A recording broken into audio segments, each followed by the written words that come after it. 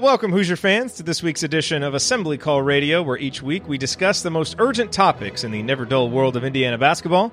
This is our 129th edition of Assembly Call Radio, and it is our 521st episode overall of the Assembly Call, recorded on the evening of Thursday, July 11th, 2019. I am your host, Jerod Morris. And let's begin this edition of the Assembly Call how we begin every edition of the Assembly Call, and that is with our Hoosier Proud banner moment. And Indiana is the national champion. When it comes down, Indiana will be champion. Smart takes the shot. The Hoosiers have won the national championship.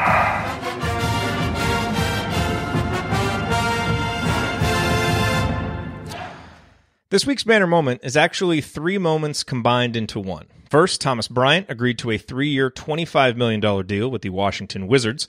Then Yogi Ferrell had his second-year option picked up by the Sacramento Kings. Yogi will make $3.15 million next season. And finally, Noah Vonleh received a 1-year deal with Minnesota worth $2 million. Add those three contracts to the guaranteed rookie contract Romeo Langford will get, somewhere around $2.9 million per year, plus the money coming from the existing contracts of Victor Oladipo, Cody Zeller, OG Anunoby, and Eric Gordon. And former Indiana players will make roughly $67 million next season. $67 million for one season of basketball between 8 players. That's a lot of money.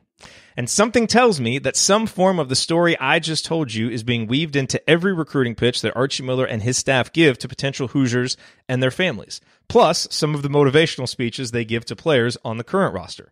Because while you and I can sit here with our probabilities and percentages and say that only the best of the best of the best will ever sniff the NBA and that kind of money, here's the reality. Any high school basketball player good enough to be recruited by Indiana is good enough to have reasonably plausible dreams of becoming an NBA player. As you know, OG was ranked 294th in his class. All-NBA guard Damian Lillard was 214th. TJ McConnell was 348th. Ja Morant, who went number 2 in the most recent draft, wasn't even ranked. But those guys had NBA dreams, and they worked hard to achieve them. Now they're millionaires. Just like Devontae Green, Justin Smith, Al Durham, and every other player on IU's roster has NBA dreams and is working hard to achieve them. You know who else has NBA dreams? Trey Galloway and Anthony Leal and Matt Cross and Christian Lander and Trey Kaufman and every other player Archie is recruiting. And while we can all agree that part of coming to Indiana needs to be a genuine desire to play for Indiana and to add to the rich history of Indiana basketball and to be a serious student, we're all fools and hypocrites if we expect high school prospects and their parents to not also be thinking about what's in the best interest of their basketball futures after Indiana. Well, if you're a recruit, what's the best way to paint you a picture of where being an Indiana basketball player can take you? By showing example after example of players who have come through Bloomington and are living their dreams, the same as your dreams, in the NBA and making $67 million while doing it. So congrats to all 8 of Indiana's current NBA players. It wasn't too long ago that list was painfully short. Hopefully, Juwan joins them to make it 9. I'm happy for each of those guys individually because they've earned their NBA careers and their life-changing money, and I'm happy Archie has them to use as a recruiting tool as well as a motivational carrot to the current roster because $67 million is a hell of a powerful message he can deliver. All right, now let me introduce my esteemed co-host for this week's show. To my left, he is the Megan Rapinoe of Girls Youth Sports Coaching in Cincinnati, the president emeritus of the Robert Johnson Fan Club, and one of the world's most respected bracketologists. Bottoms looms over other bracketologists the way 7'3" Kristaps Porzingis looms over point guards. He is Andy Bottoms. Andy, what is your Bottoms line from the last week in Indiana basketball? Well, there's really not a lot. I think we may have reached peak offseason where we've got recruiting talk. We've got people overanalyzing social media posts to see what that means, if anything, for Jerome Hunter's outlook. We got a Bob Knight story popping up. I mean, I think we're officially at peak offseason at this stage of the game. And, for me, really a little bit surprised compared to where we were at the last show that we haven't heard anything about who is going to fill the assistant coaching vacancy.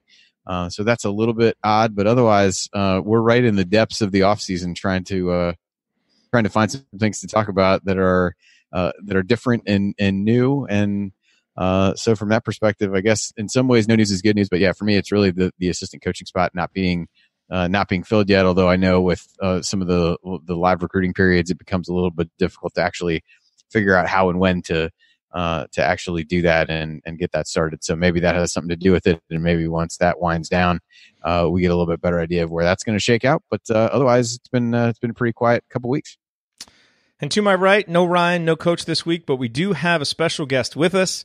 He is a renowned and respected IU superfan, the co-host of Mind Your Banners, and the president emeritus of the T. John Job fan club. And he has given us some of my personal favorite sound drops of all time. I'll be that guy with my ass out, literally at center court at Cameron Arena. I officially dubbed this the Rick Pitino segment because it comes and goes before you know it. And then, of course, get a brother, get some coupons. He is Chronic Hoosier. Connor, we have missed the tournament 3 years in a row. We don't have any commits in the class of 2020 yet, and we're missing an assistant coach. How are you enjoying the offseason so far? I'll tell you what, I've got a little mini vacation coming up. So this is my favorite part of the offseason right now. But no, seriously, I take my own personal offseason every year. Just work demands, family demands, and just the emotional exhaustion from another year of not making the tournament. I kind of unplug a little bit. I've made reference, I think, with this or about this with you guys before. And there's always that point in the summer where the rhythm kind of changes and you get your fill of B-Town summer and you start to miss the students and you start to miss the energy that campus brings to our little town. And then personally with my sports affiliations and fandoms, you reach that point where you start jonesing for some Indiana athletics again. I love me some Cubs. I'd really like to see them get their stuff together and actually make a move in this miserable NL Central. But I've got the itch right now. So I've turned my notifications back on. I'm back on the blogs. I'm just kind of getting caught up with what you guys have been diligently plowing through in the summer workout season. But, I'm not going to lie, man, I got the bug. I've got an itch to find out what IU football is capable of. In the last podcast, Zach and I did, I kept hammering on the parallels right now in the state of the programs, the trajectories for IU football and IU basketball. And there are certainly some massive question marks hanging over both programs as far as where things are going to tilt. And I think it's going to be a really pivotal year for both programs. I'm ready to get started with it. I'm ready to see where this thing goes. All right, well, here's what we're going to talk about this week. A few Hoosier headlines, as we always do. Then we are each going to basically make our case for why Indiana will or can exceed expectations this season after falling so far below them last season. And finally, we'll answer some of the questions that you sent in. All of that coming this week on Assembly Call Radio. Before we get to all that, a word from this week's sponsor, SeatGeek. Do you ever feel like ticketing websites make getting to the event difficult on purpose? It's as if they're so big, they feel like they can get away with not caring about the customer experience. But not SeatGeek. SeatGeek cares desperately about the satisfaction of their customers, which is why a quick glance at the App Store shows over 50,000 five-star reviews. Why? Because SeatGeek delivers a better process for buying tickets. SeatGeek pulls together millions of tickets from all over the web, and then they rate each deal on a scale of 1 to 10. And the user interface communicates it all clearly by displaying tickets on an interactive seat map so you can see right where they are, and by using a color-coded system for value. Green dots mean good deals, red dots are overpriced. Plus, every purchase is fully guaranteed, so you can shop for tickets with confidence. I have the SeatGeek app on my phone. It's by far the fastest and easiest way to find tickets. When my wife and I want concert tickets or sporting event tickets, it is always the first place that we look. Get a brother, get some coupons. Of course. Best of all, SeatGeek will even give you $10 off your first SeatGeek purchase. All you need to do is use our promo code. So download the SeatGeek app today and use the promo code ASSEMBLY for $10 off your first purchase. That's promo code ASSEMBLY for $10 off your first purchase. All right, guys. Well, Andy, as you kind of alluded to in your opening statements, not a ton of Hoosier headlines. This is obviously a big recruiting weekend. A lot of IU prospects playing in the Peach Jam, the Adidas Summer Championships, the Under Armour Finals. So Indiana coaches are kind of spread out looking at those guys. We're still on commitment watch. Most people who are plugged into this seem to think that either Trey Galloway or Matt Cross might be the first to commit. Neither one is a guarantee, although you continue to hear positive chatter about Galloway. We'll see about that. If we do get a commitment here anytime soon, it certainly would be nice. The assistant coaching position obviously still remains open, and then the big news this week that Bob Knight has purchased a home in Bloomington. So, Chronic, of those kind of pertinent stories in the world of IU basketball this week, which one kind of jumps out the most to you that you want to comment on?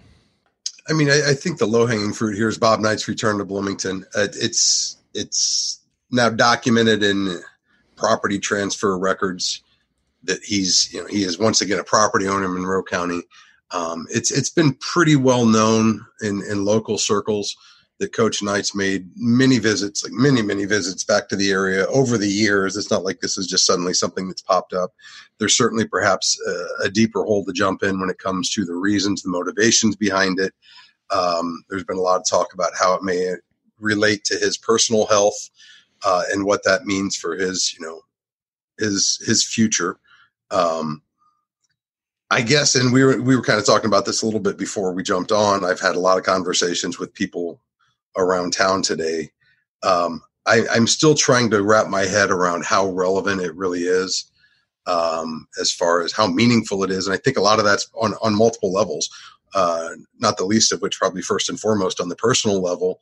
I'm still trying to comprehend how much my feelings have shifted on this subject just in the last decade. And I do feel that the news kind of has diminished value in as much as there's been so much water under the bridge here. I've always hoped there would be reconciliation. It certainly seems like things are progressing towards that with Coach coming on campus for the baseball game. I tweeted out earlier, he's like literally four and a half blocks away from me now.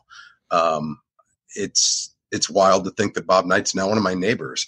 You can go watch a game with him. I would love to. I'd actually, more than anything, I'd love to go fishing with Coach. I don't know that I want to be in a field if he's got a loaded firearm, because I know he was once an avid hunter, but I'm pretty sure he still gets a line wet. That would be awesome. But I am curious to see what type of interactions he chooses to have, both with the community now as a neighbor. Like, am I going to see him at Kroguchi? That would blow my mind, and it'll absolutely be on every social media platform I have. Not sure how I'd caption that yet, though. But I'm curious to see, do we see him back on campus? Do we see him back in Assembly Hall specifically? Obviously, he's been at the baseball stadium. The first opportunity would be either at a football game or one of the soccer matches. It would not be an IU basketball event if he chose to engage with the campus early in the semester.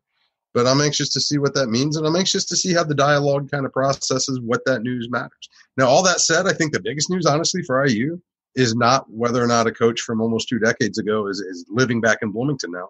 It's who's coaching this team right now. Like, we are in a live recruiting period. We talked about, there was years ago where I think Coach Green found himself in a similar situation.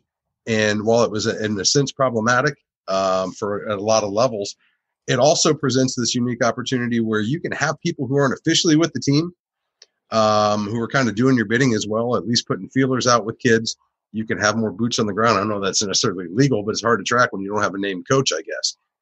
So I do think that's certainly an issue for me at this point, especially with where they are on the recruiting trail. Having missed the tournament 3 years doesn't help them a whole lot now. So you've got to go back to selling that vision, that plan. You don't have the film, you don't have the record to necessarily brag on. And it certainly helps if you've got another body out there that can sell that message. So I'd love to know what the message is, and I'd love to know who's delivering it for IU right now. It is worth noting, while the assistant coaching position still isn't filled, Bill Komar, whose official title is Assistant Athletic Director for Basketball Administration, is kind of out on the recruiting trail for Indiana right now. And he's been an assistant before. He's done some recruiting before. So I guess Indiana was somewhat well positioned for this, to have someone on the staff who could step in that has some experience, so they're not just losing out on this time when they could have had an assistant out there. So it's nice to have some depth on the coaching staff to be able to handle this. Andy, your thoughts on any of the Hoosier headlines? Yeah, I mean, kind of like I said in the opening, I think the assistant coaching thing is interesting, but as you said, the rules, as I understand it, allow you to take another guy who's currently on staff to be the fourth person out on the recruiting trail during this time period. So of the guys there, Komar seemed the most likely, since he's been with Miller for a bit and has some experience, as you said. So I am curious to see when that will come to a head. I do think it's probably a question of not wanting to reach for somebody, and no different than a scholarship. You don't want to give it just because you have it and figure that out. So probably a little bit of truth to that. But I think, for me, it's a bit of the recruiting stuff. I think Chronic covered the Bob Knight news well. It certainly is a lot closer to it than either of us. From a recruiting standpoint, it feels like ideally, one domino kind of starts, knocks into a few others and things start to figure themselves out. It's just a matter of when that first one will fall. Seems to be, positive news on the Trey Galloway front and all those kinds of things. And so, you like some of the things you hear about him, but really it's just a waiting game at this point. And I think the staff has made it relatively clear who their top priorities are. And you kind of see which of those dominoes falls. And then, maybe that causes some other guys to commit. And some of the guys that they're looking at are pretty unlikely to commit this early. So, I think there's only a handful that may be in a position or of the mindset to commit in or around anytime around now. So we'll just kind of wait and see. One last question on the night thing, Chronic. A lot of people have talked about this on social media. Did you have any problem with how it was handled by the media in terms of basically publicizing where his house is? And obviously now people know, within 4.5 blocks where you live. So some intrepid person is going to be knocking on every door trying to figure out your identity. There's a lot of houses between the Yegleys and the Knights. So good luck. No, seriously though, I think part of this is complicated by his current status medically or health wise, at least. Obviously he's kind of in the twilights as far as his retirement goes. At the end of the day, though, too, everybody's information is public record when you buy property, when those exchanges happen. I do think the paper. I feel like they were in the right, at least as far as public. They didn't give it, at least I haven't seen it, the exact address. Now, I did search. There is a website, the Monroe County GIS, that lets you search by property owner's name, and it pulls up the actual assessor's form that shows you the address and the pictures and all the tax information, all that. It's really difficult to hide from that. I mean, and if you wanted to, you certainly have the ability to create a shell corporation, an LLC, something that you can put that name in or that property's name under, whether it be a trust or otherwise. Yeah. So the fact that it wasn't established that way perhaps tells you he's willing to be, a known resident here. End of the day, though, too, it's in the public domain one way or another, and I think they do have a duty to report it. I know the neighborhood. It is recently built. It's basically a big loop with the cul-de-sac inside the loop. If somebody wants to go bother every resident there just to see where Coach Knight lives, to literally get told, get off my lawn. I mean, I don't know how else you expect that to go. I would be really hesitant myself to go door knocking and eventually find the one where Coach Knight lives, because I don't know what type of reception you'd be in for. I would hope that people would give him his privacy and at least respect that and kind of allow him to engage on his own terms. But yeah, as far as whether the propriety of that information being out there again, it's amazing what you can find out. That I do it all the time. Actually, I've got all sorts of neighbors I had no idea I lived by, because that stuff's out there if you want to go look for it. Yeah. All righty, coming up on the Assembly Call, we are going to look ahead to next season. It's easy to paint a picture for why IU may struggle next year, but what are the most compelling reasons to believe the Hoosiers can exceed what are sure to be low expectations? Stick with us here on the Assembly Call. We're going to discuss it.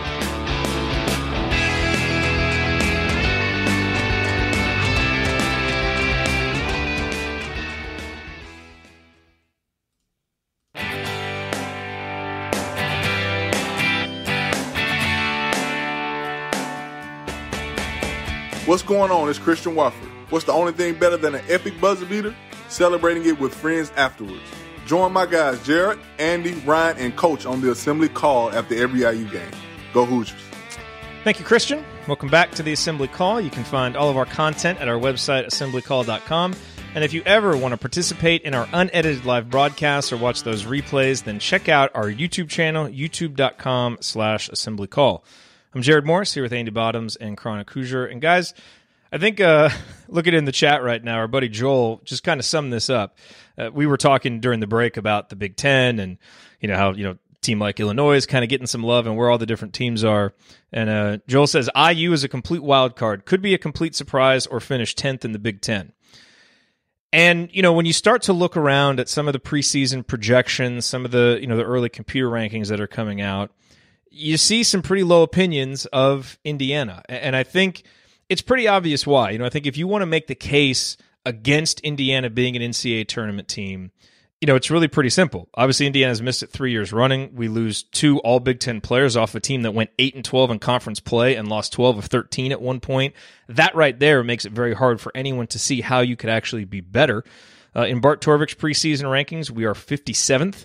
which is 1 spot below Rutgers, 12 spots below Georgia. Devontae Green, Deron Davis, Justin Smith, 3 of the most mercurial players in recent IU history. They have to become consistent contributors, and leaders as upperclassmen. Jerome's health is up in the air. Who knows if we're ever going to shoot free throws well again. So, Chronic, don't worry, we're going to focus most of this segment on painting a rosy picture. But I understand why people have a pessimistic view of this Indiana team. Do you kind of look at it the same way? Like, you think that's a kind of a fair way to look at it from the outside looking in? Absolutely. I mean, I think for a program that so desperately has and very openly has stated its desire to get back to an elite status and devoted the amount of resources the university has into achieving that, the hype that preceded last year's season and the eventual letdown, I think it burned a lot of people. I think it's something that's going to continue to resonate around the program until they perform differently and change those opinions. But I don't think there's any bit of news, whether it be at the national media. I think it's something that they're probably very much battling on the recruiting trail right now. That perception, I think it's something that could delay some of the what would otherwise be commitments until they see a little bit more film and they see that they can actually play more according to how the whole program is being pitched. I think all across the board, until they prove people otherwise, they're going to have to own that egg they laid last season and just go out there and win some ball games in order for that to turn. And I think that's to be expected when you underperform as much as they did. Now, without getting into the reasons, and there's certainly plenty of reasons why that justify it. People aren't looking at that nuanced level when you're kind of taking an elevated view of the state of things. And I think there's just as many reasons why you could see that surprise happen this season, because people aren't necessarily paying attention to the nuanced level of, what is the development of Demezy Anderson? Exactly how does Joey Brunk fit into the equation? What does Indiana look like when you have a healthy Deron Davis the entire season? Will we ever see a healthy Deron Davis the entire season? Exactly what is Rob Phinesee's ceiling? Exactly what is Devontae Green's ceiling? I mean, there are so many wild cards, a great term for it. There's so many wild cards in play. This thing really could break in any number of directions, and it could go really far off the charts from end to end. I just don't know which way to predict it until we actually see them and what this new construction of Indiana basketball looks like. Yeah, no, it's crazy uncertain. And that's why all we can do now in the offseason is just kind of look at what could happen and kind of look at, probabilities and likelihoods and try to assess it from that standpoint. Andy, before we start painting the rosier picture, anything else that we haven't mentioned yet as, kind of a reason why you're pessimistic about the upcoming season? I mean, that was pretty bleak already, but I would. It only goes up from here. I know. I guess the only things I would add were certainly defensively on the whole, IU continue to show some improvement. But if you look at the conference only, even the defensive numbers, like we kind of beat the offensive stuff into the ground as it should have been. But even conference only defense, IU ranked 9th in defensive efficiency. So even the thing that kind of felt like you could hang your hat on a little bit wasn't. I mean, anytime you lose 12 out of 13 games in that stretch, those numbers aren't going to look great, but that's the reality of the situation that they were in. And the other one is really a question of who do you trust at this point, and what do you trust from an identity standpoint of this team? Who's that going to be? Who on this roster really, Juwan at least was a guy last year. Yeah, we can nitpick the 3-point shooting or some things like that, but you had a pretty good idea what you're going to get from him on a night in and night out basis. And I'm not sure that you have really anybody, at least in a kind of front and center role, that that about. What you can expect from guys who have played roles before to a certain extent, but it's definitely a trust factor. And for a team that lost that many games during that stretch, I think that loss, that trust is kind of fleeting from a fan perspective. And then even at the end, kind of reeled everybody back in, started to feel like things were going in the right direction, and then that trust was given away pretty quickly again with that Ohio State game in the Big Ten tournament. So, that aspect, which is not an on-court thing necessarily, is definitely one that kind of hangs over everything in my eyes. Okay, so that was the depressing part of the segment. Now let's focus on trying to paint the picture, kind of stating the case for why Indiana could be an NCAA tournament team. there are a few easy, kind of well-chronicled ones that we've talked about on several past episodes. Let's just get those out of the way right now. Obviously, last year's team certainly looked like a tournament team, probably would have been if it were not for a rash of injuries. And that level of bad injury luck is unlikely to happen again. A decent team losing 12 out of 13 is pretty fluky, because as poorly as Indiana played during that stretch, they also were burned by some crazy makes at the end of games. And that extended combo of poor play and bad bounces, also unlikely to happen again. So just, almost from a law of averages standpoint, those two things should get better, God willing. The three-point shooting efficiency should improve. I've talked about that on Podcast on the Brink and here. We don't need to get into that a lot. You take away two guys that were shooting 30% or less and distribute those to better shooters. You should shoot better from the three-point line. And obviously, if Jerome Hunter is healthy, he's an impact player. But it doesn't make a whole lot of sense to speculate about that because we have absolutely no idea if that is going to happen. So, Chronic, I'll start with you. What are some other reasons that you think are reasonable, that you semi-believe in as reasons why this team could beat expectations? Well, I think for starters, and you mentioned it earlier, but when you have historically low shooting averages and three-point shooting, free throw shooting, it's really hard to go a whole lot lower than the bottom, although I wouldn't dare this team. But the bar set pretty low for them as far as making improvements there. I think the biggest thing for me is you now have a core group of players who are going into their third season with the coach. Over half of their eligibility has now been spent under this exact staff. I think you would hope at least the leadership is a little bit more ingrained in the roster, having had so much repetition with what Coach Miller is trying to do, and whether it be practices, as the season progresses and they install the offense, as they learn to make adjustments. I just think the more familiarity, the more experience they have together, hopefully the smoother things are going to run for them. And also helping acclimate the new guys faster, because there's that many more resources available to them. Just kind of pull them in the direction that they're trying to get them going. I think beyond that, I was probably the biggest star last year for me as far as up-and-comer. Rob Fennessy was incredibly impressive when he was healthy. I really want to know what this kid's ceiling is, at least as a sophomore, and just really excited to see what his growth and development's like in year two, now that he's got a better understanding of what Coach Miller's expectations are for that position, the additional time they've had to work. I think that's going to be everything for this team, because ultimately, with the absence of Romeo, the absence of Juwan Morgan, having an effective point guard getting the ball where it needs to be in various situations is going to be paramount, because you no longer have that safety valve in the offense that Juwan Morgan provided. Whenever things kind of fell apart, you could always dump it down low and just watch him make magic. More often than not, that was effective enough. They're not going to have that available now. So I think it's going to be paramount that they run what they're trying to do, and then they get the ball where it needs to go in various situations, because until somebody emerges as just a knockdown shooter, or just your A option from scoring standpoint, it's going to have to be a team effort, and that's going to start at the point guard position. So I'm excited to see exactly what season 2 of Fennessy looks like. You mentioned Rob Fennessy. Listen to this stat, and this might make you cry or might make you excited, depending on your perspective. But he had 4 more assists 6 times in the first 12 games. Obviously, when he came out of the gates really well, Indiana was 10-2. He had 4 more assists 7 times in the final 8 games, which was kind of after he had recovered some from the concussion. Indiana went 6-2 in those games. So overall, 16-4 in those games. In the middle 12 games, so from when he came back from the concussion and really just for a while didn't look right, he had 4 more assists 1 time in those games, and Indiana went 1-11. And and obviously he was a 40% three-point shooter before he got hurt. And to me, one of the underrated reasons why Indiana can be better next year is that guards win in college basketball.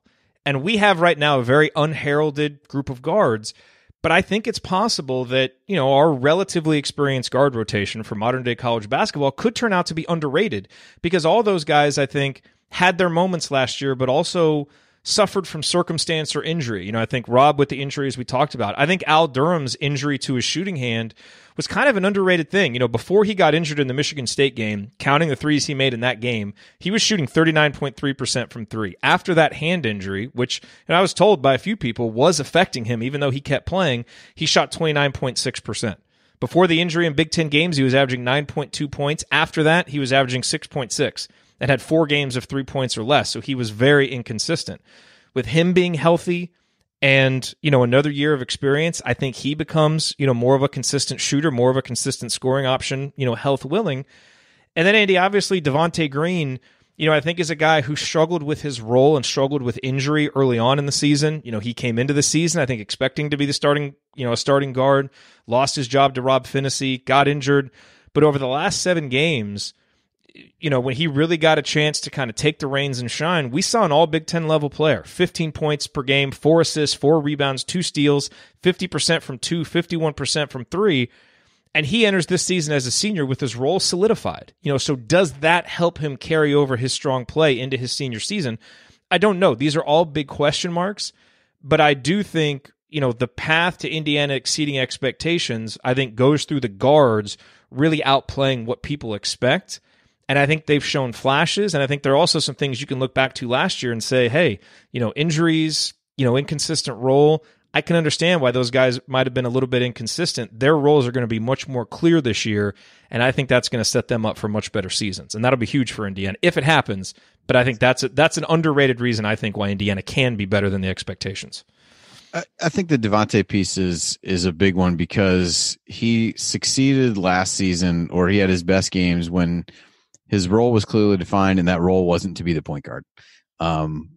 I think everybody always kind of felt like that was a potentially square peg in a round hole situation, and trying to figure out how to put him into that role. And so now that really isn't on the table for this season, barring some kind of injury or something else. So it's a little bit clear, and I think he could play a little bit freer, even though many people might say he played free enough as it was, without having to feel like he was the initiator of what was going on. And I think that ties in a little bit to Finney, and that's probably would have been at the top of my list for things that I would point to that would allow them to do it for a couple of reasons. One, if you look at the league, and you and Alex talked about this with Dylan Burkhart on podcast on the Brink this week. This is a pretty point guard heavy league with Winston and Xavier Simpson, Anthony Frazier. Cowan at Maryland. So you've got a lot of those guys in there. So that position is important in any level, but it's particularly important in the Big Ten. And he showed at times that he was really able to step up to those kinds of challenges. And I think the other thing is, when you looked at him coming in, everybody's vision of him immediately was, what's this guy going to be like in 4 years? He's a guy who, by the time he's a senior, is going to be, just a rock steady point guard that you're going to have. And I think he was ahead of schedule by any measure last year to be able to step in and do what he did. And people can say now, oh yeah, I saw this coming, or whatever the case. Like, he was ahead of schedule. So if he continues to be ahead of schedule, and his sophomore season, so maybe his freshman season looked like what people might have expected as a sophomore. Maybe his sophomore season looks like what you might expect of a junior in that position. And I think if he continues to kind of be ahead of schedule on his development curve, that bodes really well, as you said, from the backcourt perspective. So, one that I hadn't really thought of, and I've got a couple more I'll get to if we have time, but Chronic, one that I hadn't really thought of that was mentioned in the chat was, basically this, and you talked about this a little bit, I think, with, guys being a little bit more comfortable in the system, but also just maybe a little bit of a different attitude on the court, possibly a little bit more emotion, with guys like Joey Brunk who were there. How big of an impact do you think that can make? Trace Jackson Davis, who obviously is I don't know exactly what he's like on the court, but he's already showing, to be a guy that's got a personality. When you had guys like Romeo and Jawan that were so even keel, that's a real positive in some senses, but it also can have its drawbacks. Maybe a team that, obviously Rob Finney is not a guy who's particularly emotional, but some of those other guys, if there's a little bit more of that on the court, a little more visible toughness maybe, I wonder if that could have an impact as well. Maybe not, but what do you think? I think it absolutely can. And I think when you just look at just in the broader sense, the energy that various players bring, think about a guy like Justin Smith. If Justin Smith can harness the athleticism, if Justin Smith can get a little bit stronger in finishing, if Justin can kind of figure out where he fits in the offense, I've been screaming for years. Justin Smith would be unguardable on the baseline, kind of like Troy Williams. He is every time he focuses on it. It's so frustrating. No, I mean, it just kind of like it clicked with Troy that if he can slash and he just commits to cutting hard and takes various angles and finds those holes in the defenses, once he gets a little bit of momentum going, you cannot stop that guy without fouling him. And chances are he's going to put you on a poster. That level of explosiveness, that energy that it can bring to an offense is immeasurable. And this, obviously the same thing goes with the caveat being, can he, get medically cleared with Jerome Hunter? I mean, this is a jump out of the gym level athlete.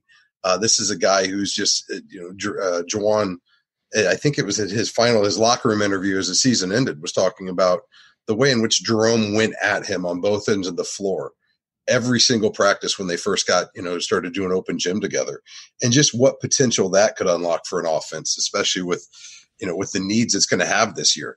I think absolutely that's going to be a huge component of whatever this team can become, is having those guys. And, we talk about leadership and it's the intangible elements of it. Keep in mind, and I studied leadership in high school. At Culver, leadership is something that's demonstrated. Leadership is something you have to go out and do. You can talk all you want, but you have to lead by example. And, even for some of the quieter guys, if they go out there and they do their job consistently and they do it at a high level, so that their teammates can have that trust, that confidence that guy's going to be there when he's supposed to be, whether it be on offense and defense. And I just focus on me, or when I get beat, I know he's going to be there to help. What that level of confidence and that trust does is it really is immeasurable as far as, generating the team chemistry it's going to take for these guys to achieve their potential.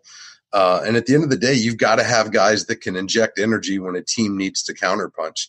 And I think there's a ton of guys. I mean, Devontae, his explosiveness and the way that he can just completely turn things in a totally different direction when he gets dialed in.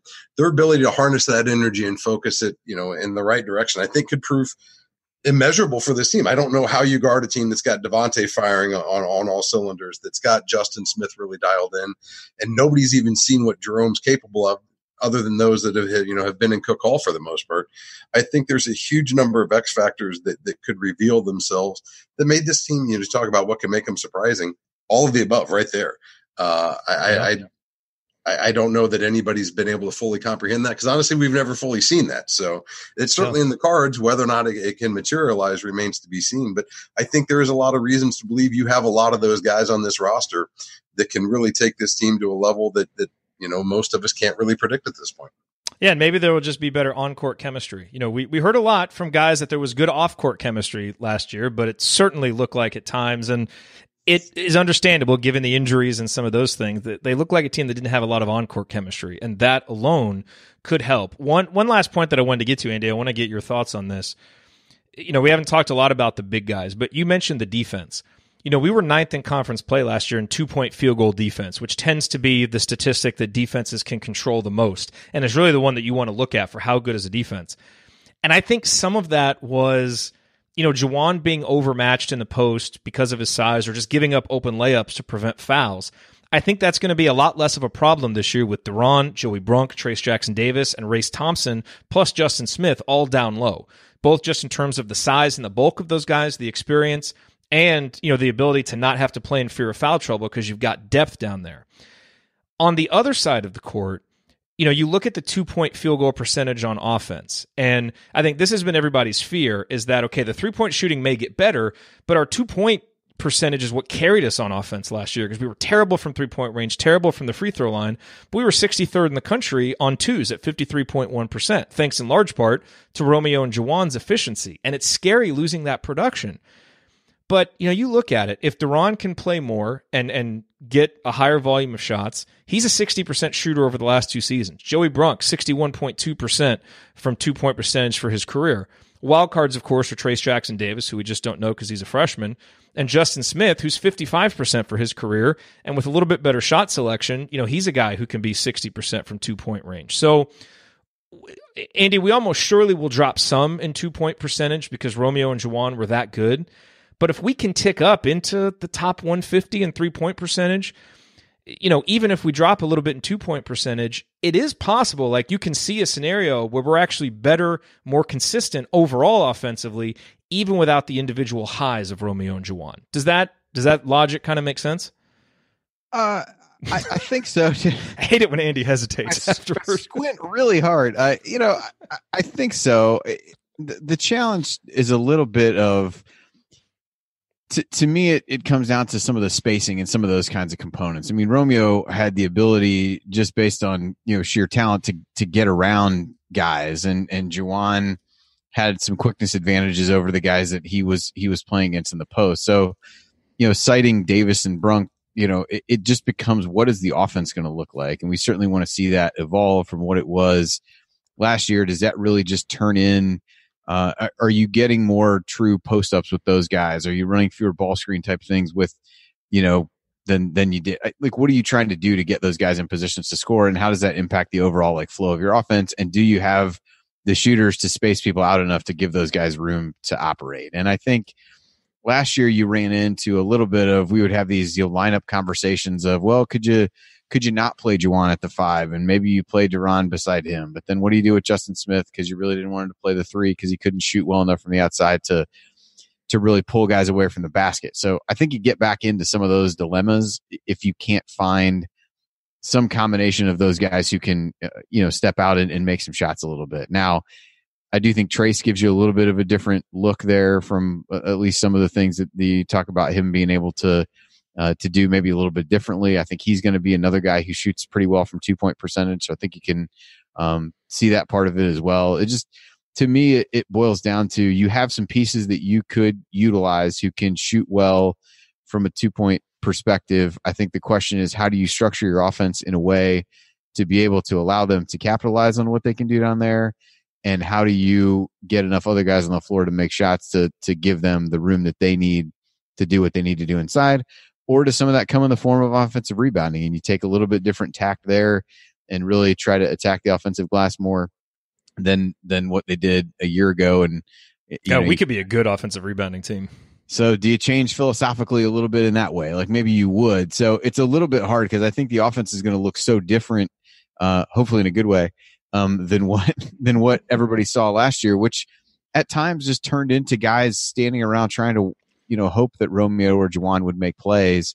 And so I do think that's another potential option of, not having, the crutch or two of those guys to really rely on. I think it puts more emphasis on, good execution, good ball movement, and those kinds of things, as opposed to feeling like, hey, I've got these 2 guys that I can really lean on. So that's a luxury that feels bad to get rid of at one point, but you could also tell yourself a story that, maybe less reliance on those guys is a good thing. So I think to me, it turns into, what does the offense look like, and how is it different than last year to take advantage of what could be those positives that you mentioned. Yeah. All righty, coming up in our third and final segment, we're going to answer your questions, starting with Chronic dishing on the most interesting rumor he's heard around Bloomington this summer, and then we'll get to however many other questions we can get to, as we always do. Stick with us here on the Assembly Call. We'll be right back.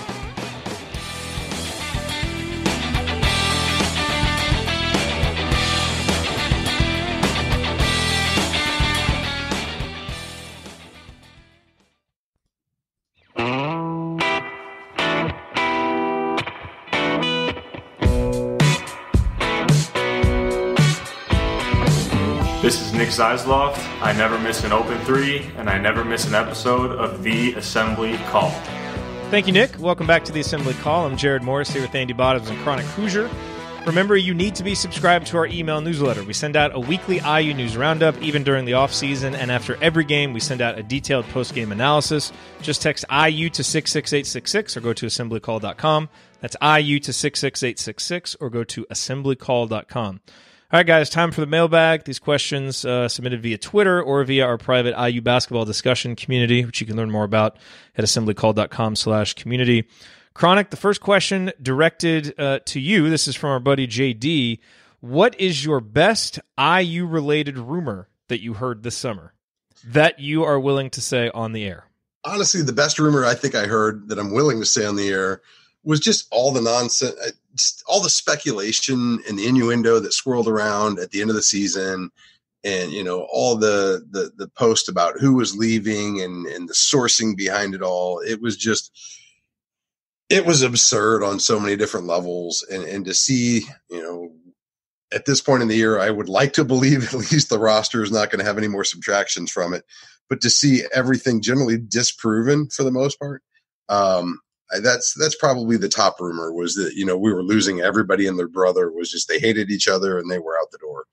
So glad we dodged that bullet, but that was some kind of mess there for a minute.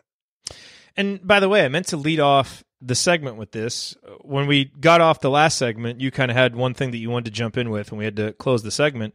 But you wanted to talk a little bit more about Al Durham in terms of, reasons for optimism for this upcoming season. What is it about Al that has you pumped up?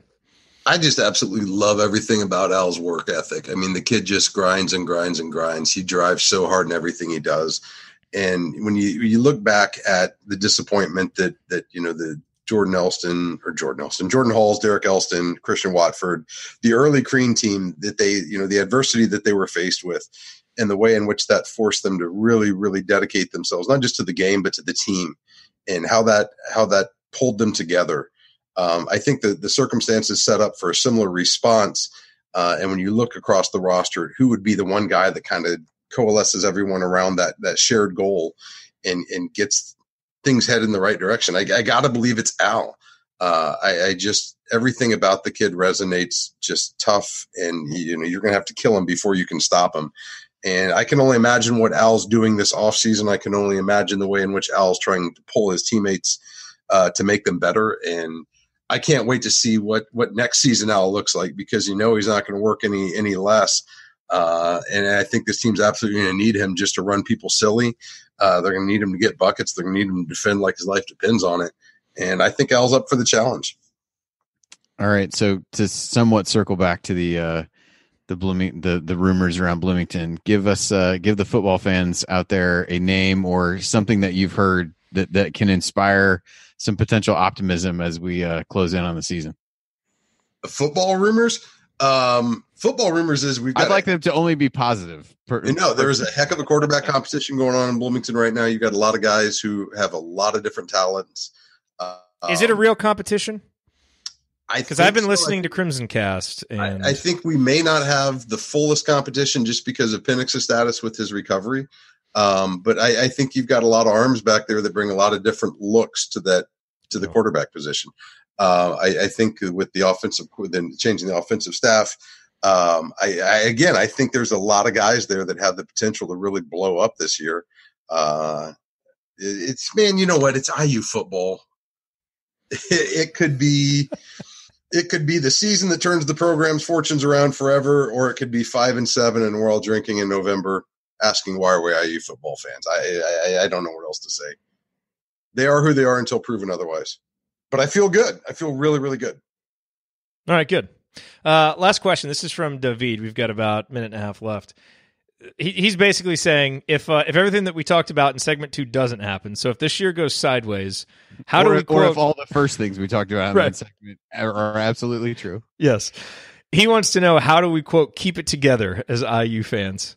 Andy, do you want to fathom what a season of post-game shows will be like if this is I'm not sure we'd be able to, quite frankly. I don't think there's a good answer to this question. No, I mean, yeah, that's really that's bleak. That puts an even bleaker spin on like how you'd try to turn that around. I mean, I think you'd like to try to figure out like what the positives are that look forward to the following season. I guess it depends what the issues really are. If it's a repeat of the issues that we've seen a year ago, I think that becomes a really tall order to try to, quote, keep things together. The simple answer is booze, I guess, would be that's what Megan said in the chat. So yeah, exactly. So that's the constant answer, whether we win or lose. It doesn't matter, good or bad. Booze is always going to be there for us. Honestly, the easiest way to hold things together if this goes south is we go full Jonestown. Everybody has a mass account deleting together, and we nuke the entire IUBB world. Just wipe it off the digital web. Okay. That's it. We're done. No more questions. We will have to end on that question. That is going to do it for us on this week's episode of the Assembly Call. If you want to see us do the show live, join us at assemblycall.com on Thursday nights for the live broadcast of our Assembly Call radio recording. And you can always subscribe to our podcast by searching for Assembly Call wherever you listen to podcasts. And don't forget to go to assemblycall.com or text IU to 66866 to join our free email newsletter. Thank you for listening. We will talk to you again next Thursday night. Until then, take it from me, Jordan Halls. Keep your elbow in and your eyes on the rim. And go Hoosiers.